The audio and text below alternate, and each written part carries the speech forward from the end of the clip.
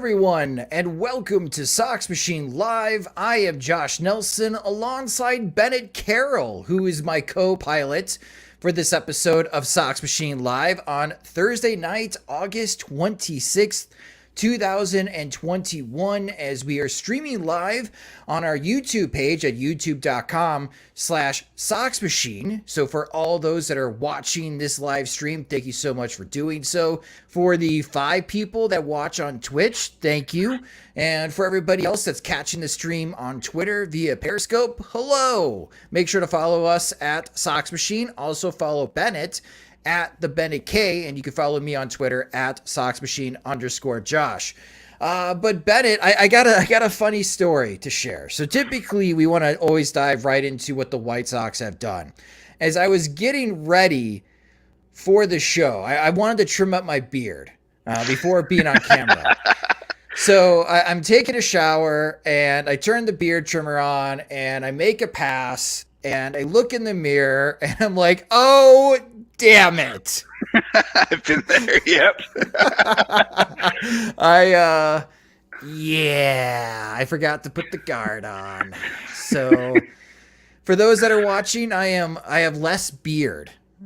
Significantly less beard. You know what? It's you're waiting for the White Sox to clinch the playoffs so you can start your playoff beard properly. That's all it is. I got you. Yeah, thank you. Because Dylan Cease has a head start. Michael Kopeck also has a head start. I mean, Lance Lynn and Carlos Rodon, they've always had beard. Same thing with Lucas Giolito. But the playoff beard is really grown in right now for Dylan Cease and Michael Kopeck. They're going to look like ZZ Top before the American League Divisional Series kicks in. However, as far as White Sox talk, other than, my face talk and the lack of facial hair that I currently have, my fiance Kim is not home at this moment, and she is going to be very upset when she does get home. So the Chicago White Sox just wrapped up their series against the Toronto Blue Jays, and the Thursday game, Bennett, was going awesome for a really long time for the White Sox. After the top of the 6th inning, it's 9-2. Finally, here's an easy win. And then the Toronto Blue Jays and Marcus Semien had himself a day as he hit a couple of home runs and drove in 5 RBIs. And then it's 9-7, and thankfully Ryan Tepera and Garrett Crochet and Craig Kimbrell were able to lock it down after Michael Kopeck's hiccup. And we'll talk about as far as that outing for Michael Kopeck. But for the White Sox to split in Toronto, the 4 games, 2-2, what's your big takeaway after these 4 games against the Blue Jays, Bennett? The offense has to show up. Is like the easy answer. This is a very strong team from the bat. From the bat perspective, it's a very good team from the pitching perspective, but they're not going to win 1-0 games. And if they do, they're not going to win it consistently enough to be okay with it.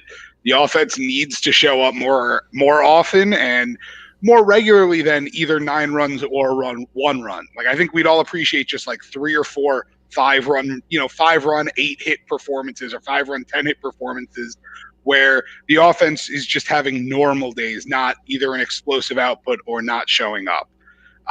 So it's, kind of looking at it as the pitching continues to do what it can, at least the starting pitching. The bullpen has its ups and downs, but the offense needs to find some consistency and just to level out overall. Yeah, because you'll have some folks that say the White Sox scored 17 runs in 4 games against the Blue Jays. That's 4 runs per game. That's pretty good, right? But it's the way that it's divided up. 10 runs in game 4, 1 run in game 3, 5 in game 2, and then 1 run again in game 1. And unfortunately, the White Sox kind of blew outstanding starts from Lance Lynn and Lucas Giolito. And Dylan Cease was awesome as well.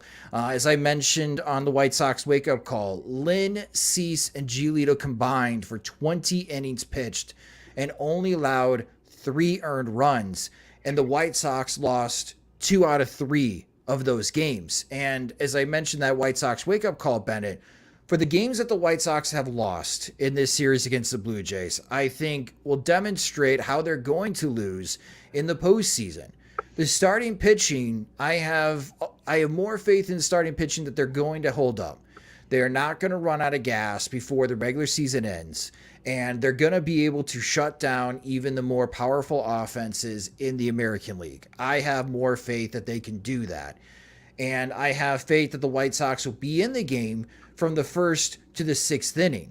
It's the seventh through ninth that scares me right now. Because as I wrote about this on SoxMachine.com, fun with numbers, after the sixth inning, the White Sox offense takes a big nosedive as far as runs per inning that they score. And the bullpen bridge to whoever's going to be closing, and we'll talk about that in a moment as well, still remains pretty shaky. And I think that's the takeaway that I have, is that if you want to see on how the White Sox are going to lose games in the postseason, you saw it in Toronto.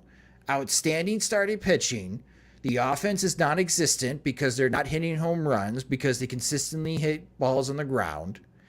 And because there's no margin of error, that bullpen bridge in the seventh and eighth inning collapses and the White Sox lose. And then we're pointing fingers at the bullpen while people are defending the bullpen and pointing fingers at the offense. And all it really says is that the offense of the bullpen let down the White Sox starting pitching. Yeah, I don't think it's a coincidence that today, by the way, the offense hit 5 home runs and suddenly the offense was clicking. The bullpen obviously still had some issues and had some problems as well. But you can it's kind of, I don't want to say like football because it's not the right term.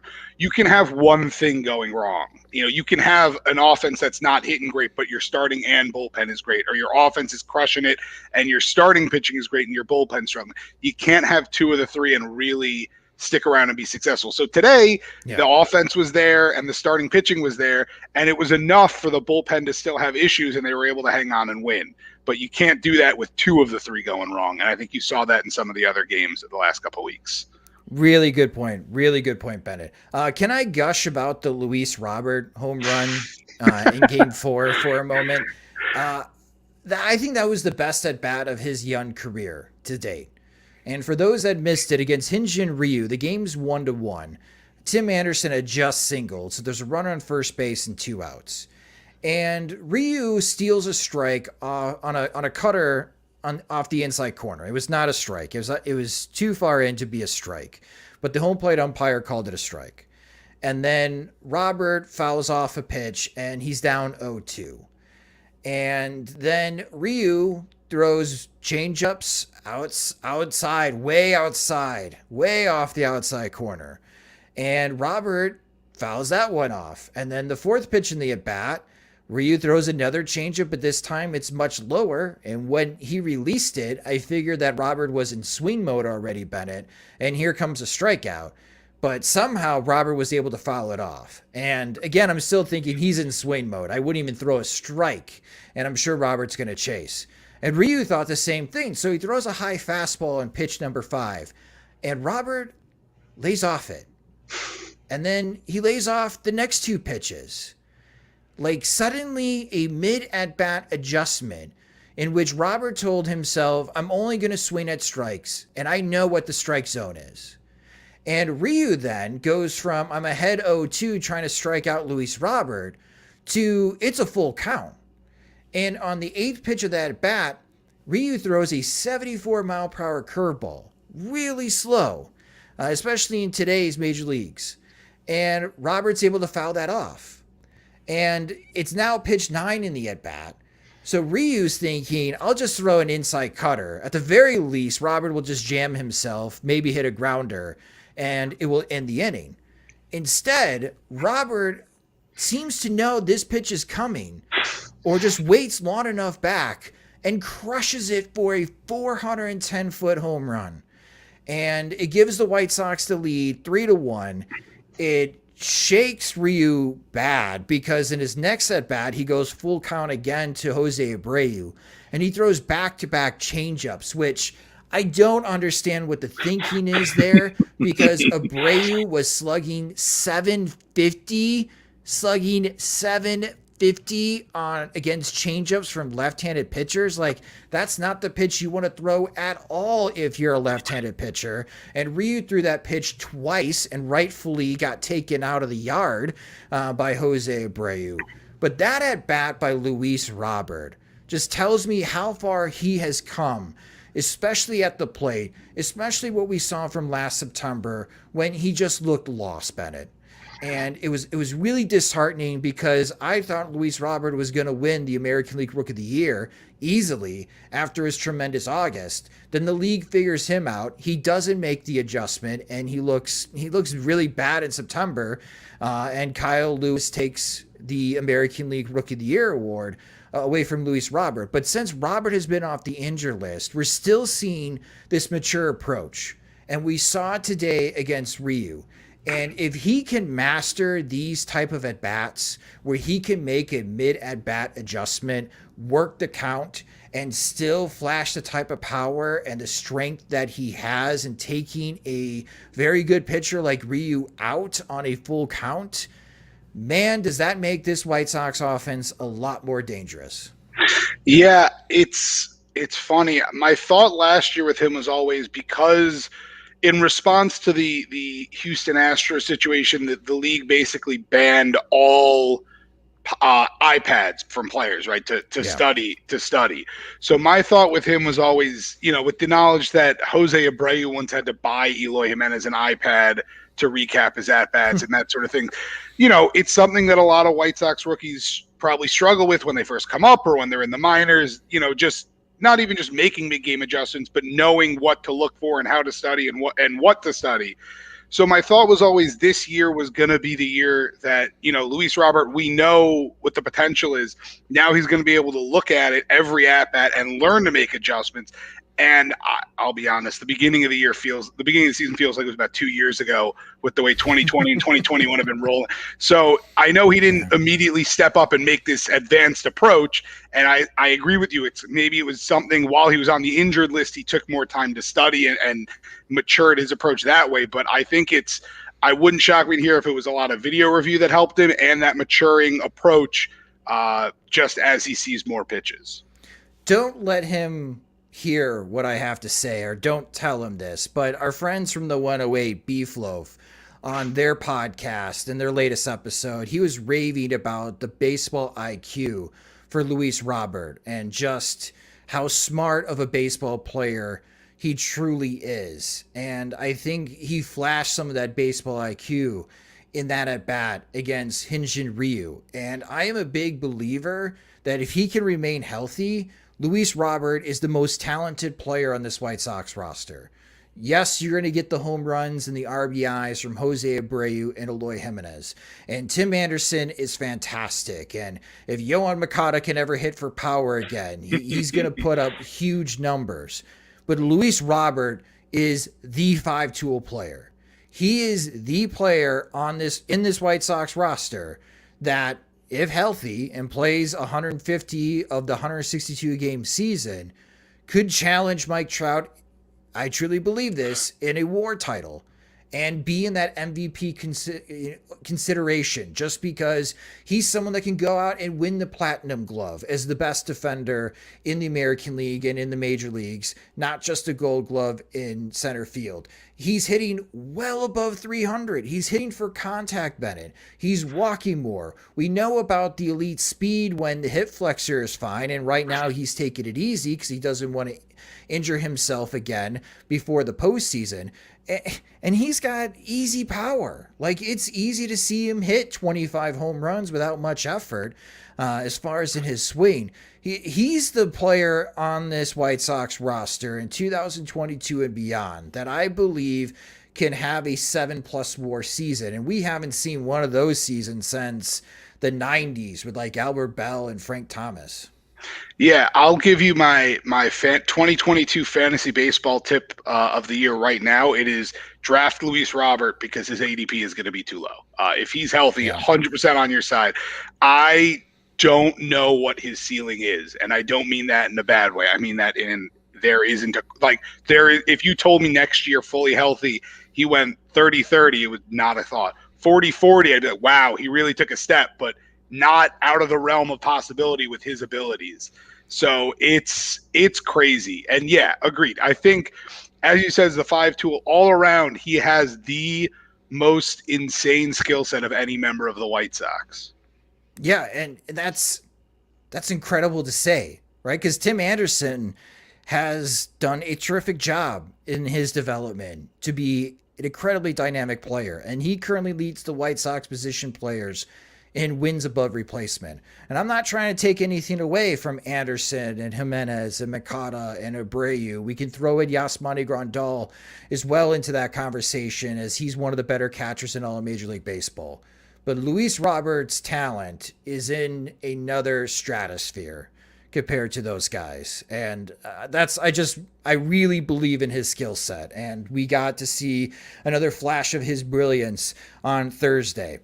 Speaking of flash of brilliance, returning to the White Sox is Carlos Rodon. The White Sox took it easy, and rightfully so. This was the first start in 19 days for Carlos Rodon. He only threw 67 pitches, but it was enough to get through 5 innings, and he only allowed 2 earned runs because, again, Marcus Semien was very difficult to get out for the White Sox on Thursday. What did you make of Carlos Rodon's return, Bennett? Relief. It was just good to see not just him coming back, the fact that he was able to be that efficient through 5 innings, because, the old story with Carlos Rodon was always he would just blow through 100 pitches in 4 1/3. So the fact that he could cruise through that many that quickly, makes me feel good. He's the game 1 starter in the playoffs if everyone is healthy for me. So, see, again, no issue easing him in, especially when the offense does what it does to start off while he's in there. But happy to see and relieved to see he was able to do that today. Yeah, and he hit 97.3 miles per hour on Baseball Savant as far as in StatCast. So it's great to see him touch that velocity. Yes, I am sure that he has the opportunity to hit 100 miles per hour. But again, he's trying to ease back and get back into rhythm. He needs that 100 miles per hour on October 6th when the American League Divisional Series starts. And if Bennett is right, if he is the game 1 starter, that is when Rodon needs to have that type of velocity. But he really didn't need it against the Blue Jays. Again, it was just Marcus Semien that got to him a couple of times as far as a solo home run and an RBI single. But, again, the White Sox starting pitching was awesome this series. 25 innings pitched by the 4 starters, and they only allow 5 earned runs against this Blue Jays lineup. Incredibly impressive. Michael Kopeck, unfortunately, allowed 5 earned runs in 1 inning on Thursday, Bennett.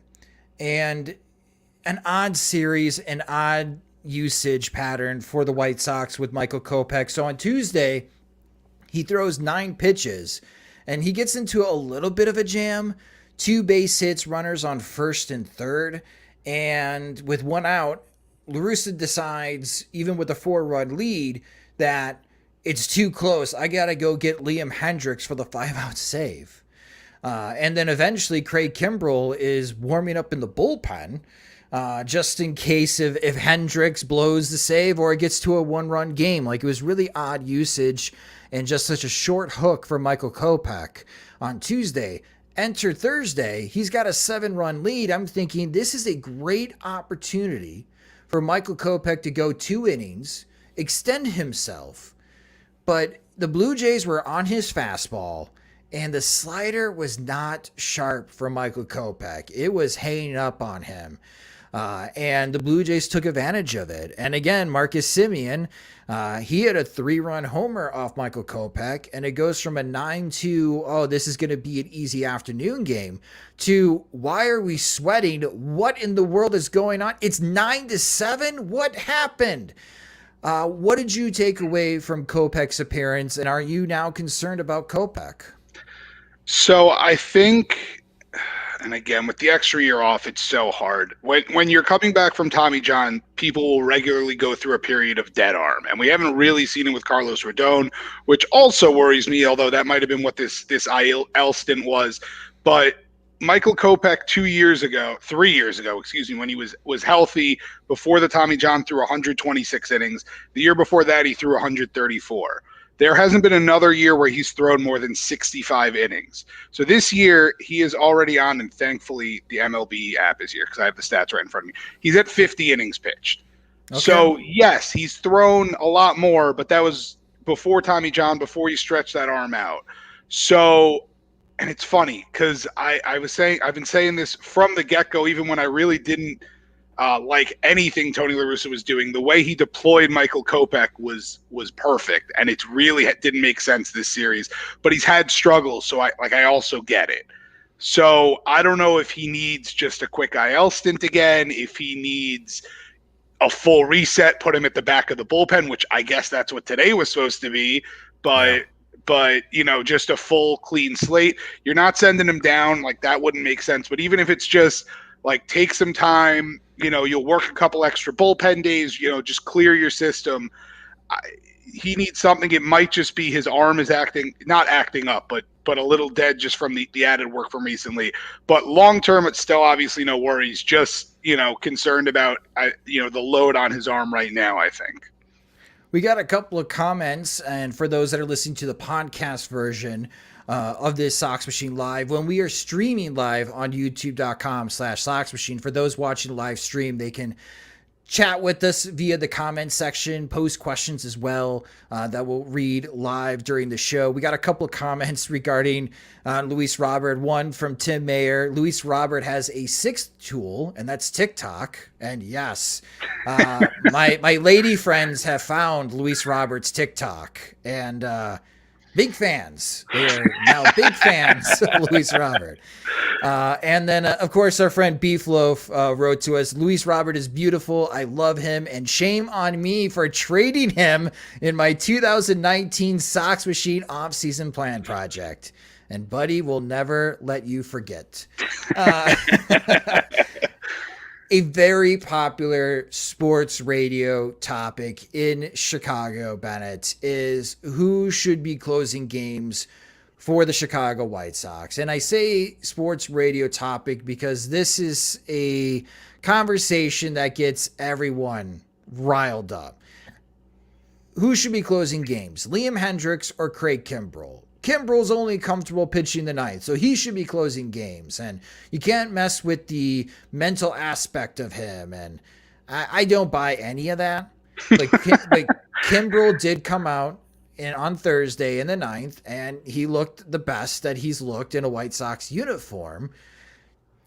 Should the White Sox make a shift change on who closes games? Yes, honestly. I think Liam Hendriks, we know we saw it, we were talking about with Michael Kopeck. We know he can go 5 outs. We know he can come in any role. I have no issue, and I think it's become called. It's when people say the Andrew Miller role, people generally know what it means. One of my hosts referred to it as the effector. The relief ace is the most popular version. I think Liam Hendriks slots into that so perfectly because he can come in anywhere, anytime. He can get you 1 out. He can get you 6 outs, whatever you need. And again, it's that thing where, like, I don't believe clutch exists, but I believe anti-clutch exists. Where, like, I don't think that that's a thing for Craig Kimbrel, but if he thinks it's a thing, then it might be a thing.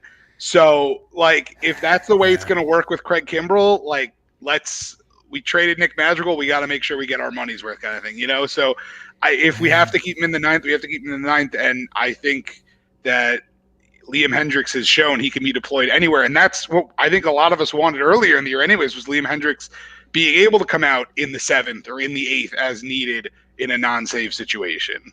Yeah, in the highest of high leverage situations, right? If 3, 4, and 5 are coming up in the 8th inning, you'd rather have Hendriks shut down that part of the lineup and go to someone like Cody Hoyer or Aaron Bummer, like we were thinking at the beginning part of the season, then pitch the 9th if they're going up against 6, 7, 8, because it'll be an easier task. Obviously, that never came to fruition because Hoyer is now with the Chicago Cubs, and I don't think you really want to see Aaron Bummer right now anywhere near a high leverage situation for a little bit. The dude is struggling. I just find it to be such a diva mentality. And let's face it, pitchers can be very diva-like, okay? Chris Sale was a diva with the Chicago White Sox. He wanted his guy behind home plate. If he didn't get his way, he would go call and scream at Kenny Williams until he got his way. And Sale, rightfully so, should have gotten his way probably more often because he was the most talented starting pitcher that we saw in a White Sox uniform until probably this championship core. And maybe you can still make the argument that 2015 and 2016 Chris Sale was on another level than the starting pitchers that we're currently seeing with the White Sox. It's just that we haven't seen this type of 1 through 5 of a White Sox starting rotation since their championship year in 2005. Pitchers can definitely be divas. And if Craig Kimbrell is honestly in the mentality of, I only do well if I pitch in the 9th, that's a diva in my book. And yeah. It doesn't make sense to me because Kimbrell, Game 7 of the World Series, it's extra innings. Can you go in the 10th inning? No, because I'm only good in the 9th. What the heck, man? What does it matter? The game is on the line. We need you there. You forgot it has to be a clean inning, too. There can't be anyone on or any outs. It has to be 3 up, 3 down. That's the only way I can go. Good luck. You better pay me $16 million to do it. Yeah, I don't know, at least for me personally, if I shut off the analytics part of my brain and just be a meatball fan for a moment, it's not a great introduction, at least to me as a White Sox fan, for Craig Kimbrell. I've expected more clean outings from him because he was shut down for the Chicago Cubs. That's why I was so excited when Rick Hahn pulled that trigger and got Craig Kimbrell. It's like, wow, now you have really went above and beyond to fix the bullpen issues. Here we are on August 26th, and Bennett, we're still talking about the bullpen bridge still being shaky. It's not Rick Hahn's fault. The process was terrific. He got the guys. The guys are just not performing well. Except for Ryan Tepera. Let's take a moment here. Ryan Tepera has been lights out since his really bad first impression with the White Sox at home. Tepera has been terrific for the White Sox closing out that 7th inning. It's just the 8th inning. Honestly, Ben, I don't think the White Sox know what they want to do in the 8th inning. And today we saw Garrett Crochet, and he was terrific in the 8th inning. Maybe he's the 8th inning guy. We'll see. I think that's a lot of pressure, but I think that is going to be his future role. You mentioned relief ace when the White Sox drafted Garrett Crochet. That's what I thought he ultimately can be, is a relief ace. But we have seen so many different combinations and so many different ways on how the 8th inning has just blown up in the White Sox faces that we're still talking about the 8th inning being the danger zone for the White Sox. Yeah. If Vince Papale is around, it's basically an open tryout right now. I think you're going to keep seeing guys shifted in to give that shot. So I think Michael Kopeck was going to be lined up for that, especially before the trade for Craig Kimbrell, and now he's struggling. So now it's not looking at him.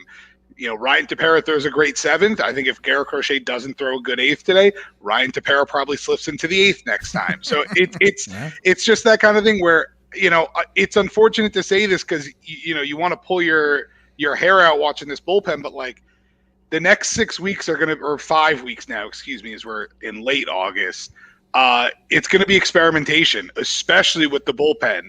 Finding what works, what's in the good, what kind of lines up correctly, and what's the optimal path, and probably 2 optimal paths for the playoffs, so that they can be able to use that bullpen fully. If Michael Kopeck can turn it around in 2 weeks, great, you're right back into the mix. Maybe they'll start him in the 7th and work him in. If you can't, great, you're mopping up and you're throwing the 6th kind of thing. So it's that kind of thing where right now there isn't an answer, but right now they really don't need an answer. They have a month to kind of figure it out, and I think rightfully they're going to use it because they're in a position where they really you don't want to take your foot off the gas pedal, but you at least put it in cruise control and just kind of stretch your legs out for a second. I would like them to figure it out soon, though. That's why I slightly disagree. I want them to figure it out for the Boston series at home, which, looking at the calendar, I think it's like September 10th through the 12th. for the Red Sox and White Sox series at home. I would like them to figure that out because that's the next series other than the series at Oakland, where in that 6 games, the 3 against Oakland and then 3 against Boston, you have back-to-back series against teams that could be in the postseason. I want the White Sox to be able to have a firm game plan for the 8th inning because they don't have one now, Bennett. And I know what you're saying that, they got another month to figure it out because they got to figure it out before October 6th.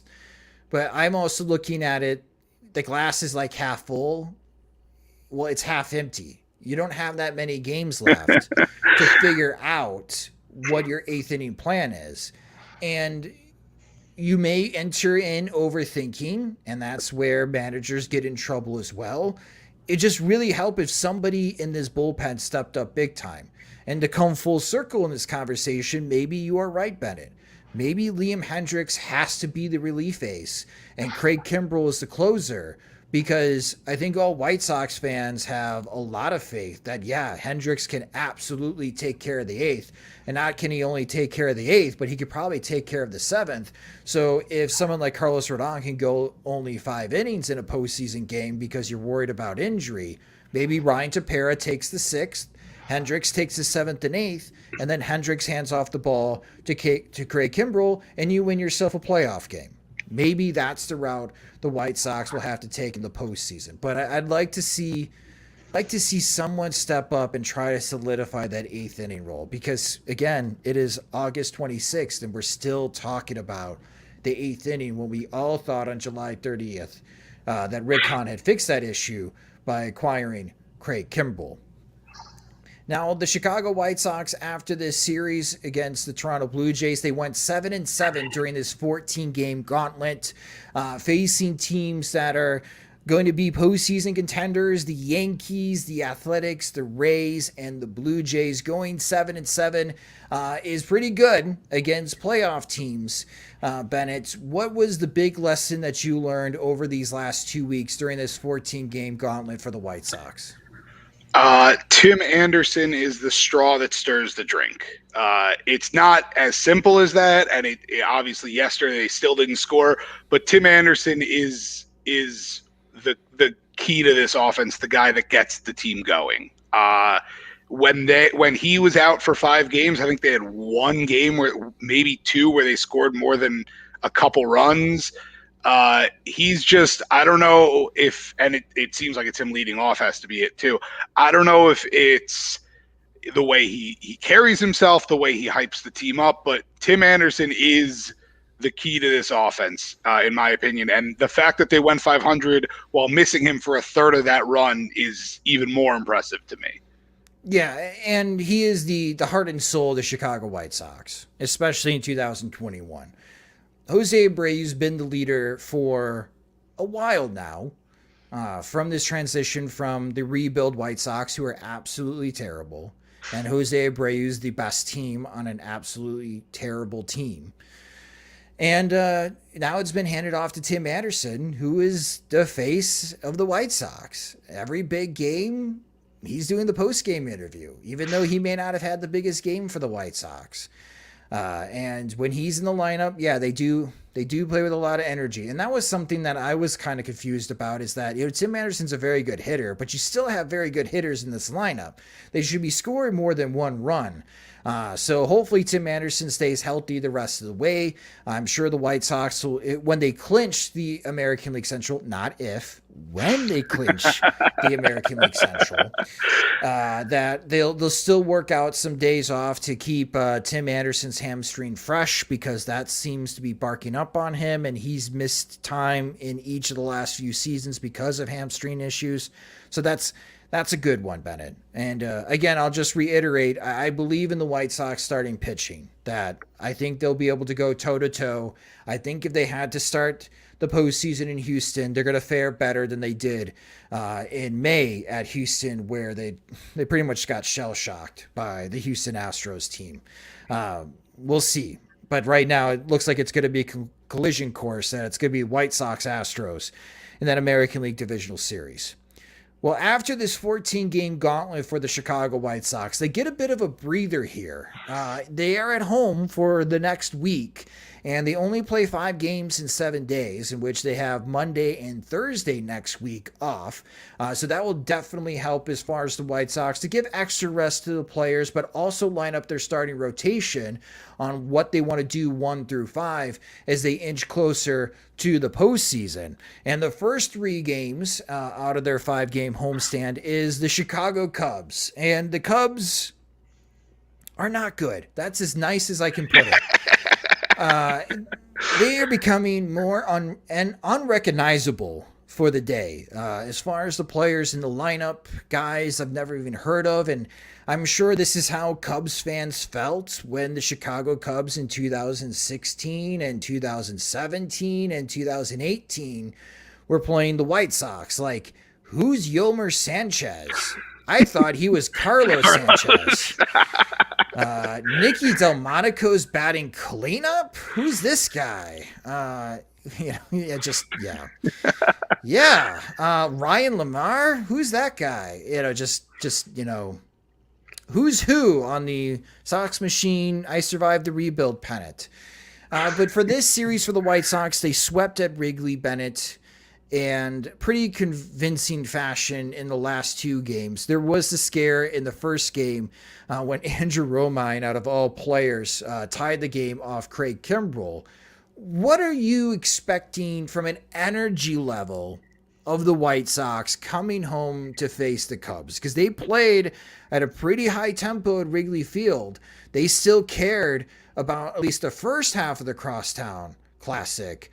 But after whooping them at Wrigley and just having this very tough 14-game stretch, do you think that they can play up to that high energy that they showed earlier at Wrigley? I think the offense scoring 10 runs today certainly helps. I think if you were coming off of yesterday's game going into this, it'd be a lot harder when you see kind of just them dragging that at the home to play the Cubs. But yeah, coming off a 10-run series, a 10-run game rather, it feels like they should be able to step right in and, run through them. Hopefully, as you know, Josh, I will never predict the sweep because it just doesn't happen. But there is not an excuse for them to not win this series. I'm with you. As a matter of fact, there's pretty much no excuse for them not to sweep the Chicago Cubs as I bring up the probable pitchers. And it's going to be Dallas Keuchel on Friday night for the Chicago White Sox because they wanted Rodon to start the game against the Blue Jays. Keegan Thompson will be making the start for the Chicago Cubs. That's a 7:10 p.m. Central Time start. And for those that do not live in Chicago, they will be broadcasting that game on MLB Network. And on Saturday, this is a 6:10 p.m. Central Time start. It's Alec Mills against Lance Lynn. And then on Sunday, this is 1:10 p.m. Central Time, and this is the marquee pitching matchup. It's Kyle Hendricks against Dylan Cease, but the White Sox have had no problem against Kyle Hendricks. Jose Abreu feasts off Kyle Hendricks. So if Abreu's in the lineup on Sunday, that's going to be my pick to click. I'm just calling it right now.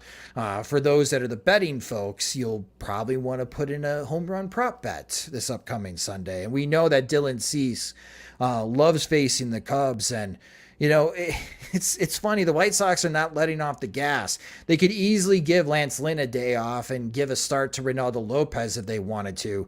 But Keuchel, Lynn, and Cease, and I want to chat with you about Cease and how you feel about Cease because he was outstanding against Toronto, and he was outstanding the last time he faced the Cubs at Wrigley Field. And this has been a big step forward in his development and something that we all harped on. I remember those conversations in the offseason. Why does Dylan Cease, who throws 97 and has one of the best spin rates on his slider, have a worse strikeout rate than Dallas Keuchel? Like, that doesn't make sense. And I give credit to Steve Stone because Stone, during the broadcast, he openly admitted that Cease doesn't know how to strike out guys in 2020. Well, Cease has figured out how to strike out guys. And it's remarkable to me when you look at the wins above replacement leaderboard in the American League on Fangraphs.com. And It's Carlos Rodon number 1, Lance Lynn number 2. Dylan Cease has the 3rd best WAR out of the White Sox starting pitchers. He's ahead of Lucas Giolito, barely, but he's ahead. And that's a big surprise. How do you feel about the development of Dylan Cease, especially what we've seen in the second half of the 2021 season, Bennett? I think I've been waiting about 6 weeks for Dylan Cease to face like a real playoff contending team and come out and have an excellent start. And he finally did it against Toronto, and he looked incredible. So I'm in. I'm still not, I'm not buying a Dylan Cease jersey. I'm not, going off about him, but I will give him the keys to my car to take my daughter out for a night. Like it's that kind of situation. I trust him is like the correct way of what I'm saying. I have enough faith in him that that for the rest of this year and going forward, but it's a shorter leash still. I hate to say I need to see it again, but I'm going to need to see it again. I'm going to need to see it a 3rd time. Don't stop showing me. Keep doing this and I'll be happy. He's going to dominate the Chicago Cubs on Sunday. I'm just going to say it now. I said playoff teams, please. Yeah, I know. And maybe he'll get a start he'll definitely get a start either on the road at Oakland or against the Boston Red Sox. The Boston Red Sox he's right now lined up for the Red Sox series. The Red Sox, okay. And the Red Sox have a loaded lineup. That next series after the Red Sox is the Angels. And if Mike Trout is healthy enough, you're going to have to face Trout and you're going to have to face Shohei Ohtani, who is going to be the 2021 American League MVP. So there are opportunities for Cease to continue to prove his worth and prove why that Josh is correct that Dylan Cease should start game 2 of the American League Division Series. No, we'll see how it shakes out. But the last topic that I wanted to chat with you, Bennett, if the Chicago White Sox win at least one game this weekend against the Chicago Cubs, the White Sox clinch the Crosstown Classic. They get the Crosstown Cup. So if you were part of the Chicago White Sox organization, Bennett, and they gave the Crosstown Cup to everyone for a day, like the Stanley Cup, how would you spend your day with the Crosstown Cup? Oh, God. See, like, it's funny because I'm thinking like the way they do the Stanley Cup, it's not like, oh, you're in Chicago, like come use it for day. It's bring it to wherever you want. So it goes to Russia. It goes to this guy's hometown. So like the easy answer is like I would probably go to my childhood friend's house and go swimming with it because like that's cool enough that the news will pick it up or something. But like, it's not going to be the Stanley Cup. Like we're going to bring it to, a strip club. We're going to bathe our child in it. I'm not doing anything like that, but I'll go swimming with it. I'll bring it in the pool. We'll get a nice floaty for it. And I know it used to be BP and BP's not good with stuff in water, but we'll float it and we'll get it out there. It'll be safe. I pulled that one out of nowhere, by the way. Yeah, but that's all. Yeah, you get, as Tim is saying in the comments, you get the picture on the field, you get the whole team crowded around it, and that's for that. And then my day, I'm going in the pool with it, and we're good. BP's not good in water. It's a fact. It's not sponsored by them anymore, but we know that for a fact. Oh my gosh! All right, I think what I would do is do some hashtag 108ing. I would go to Pancho Pistoli's, which is an excellent Mexican restaurant on 31st. It's actually across the street from Freddy's, which Freddy's had the Yerminator burger. And I would ask them to fill the Crosstown Cup with a margarita and get myself some steak tacos and drink out of the Crosstown Cup a margarita, because all you would hear from Northsiders is, well, Caesars makes a better margarita. And I say, screw you, the Crosstown Cup's on the south side right now, and I am having myself a south side margarita. So that's how I would spend. I would have a very nice meal with the Crosstown Cup, and I would drink a margarita out of it. Just to note, the last time the Chicago White Sox won the Crosstown Cup, a Chicago baseball team won the World Series. So remember that.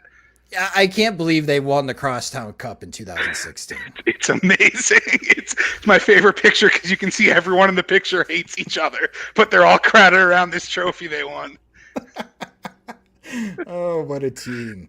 What a team. Well, we will be recapping the final series of the White Sox and the Cubs on Monday Sox Machine podcast. Jim will be rejoining me for that episode. For those wondering, where is Jim? He is currently in Winston-Salem, North Carolina. He spent a couple of days in Kannapolis to see the Cannonballers, and now he has seen the Dash, and he will be reporting from Winston-Salem and all of his findings and what he thinks of the lower A levels of the White Sox farm system on SoxMachine.com, and we'll have those conversations on Monday as well, especially if the White Sox sweep the Chicago Cubs. And we'll also take a look at the postseason picture as we get really close to the month of September, because after these 3 games against the Chicago Cubs, they have Monday off, and then it's 2 games against the Pittsburgh Pirates, which should be pretty easy as well. So there might be an opportunity here, Bennett, of a 6-game winning streak for the White Sox, and maybe get that cushion in the American League Central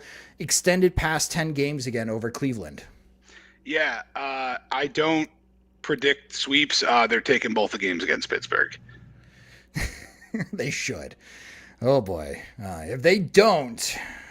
Now I've doomed us all, but you most definitely have. But that will do it for this episode of Sox Machine Live. Bennett, thank you so much for filling in for Jim and co-piloting this episode. And thank you to everyone that watched the live stream on youtube.com/Sox Machine. If you can, and if you do enjoy watching videos on YouTube, go to our YouTube channel and smash the subscribe button, as the cool kids say, at youtube.com/Sox Machine. You can follow us on Twitter. We are at Sox Machine. You can follow me on Twitter. I'm at SoxMachine_Josh. And of course, follow Bennett at TheBennettK on Twitter. And if you don't get an opportunity to watch the live stream of Sox Machine Live, we always upload the audio version of the show into our podcast feed, which you can subscribe to the Sox Machine podcast wherever you listen to podcasts. And if you enjoy our work and want more, go to patreon.com/Sox Machine, where we have several different tiers of support, with monthly supporting tiers starting at $2 a month. We have the Sox Machine caps. The pre-order shipments went out. There will be some Sox Machine caps available to purchase on the Sox Machine store at SoxMachine.com. But I do have a teaser. Jim texted me a photo of the next swag item, and I'm telling you guys right now, you are going to want this item. It's just as cool as the ball cap, and it's really well made. So if you enjoy our work and you want that first opportunity of the new Sox Machine swag, go to patreon.com/Sox Machine to sign up. Sox Machine Live is a production of SoxMachine.com, part of the Blue Wire Podcast Network, and your home for all things Chicago White Sox baseball. Alongside Bennett Carroll, I'm Josh Nelson. Thanks for watching and listening.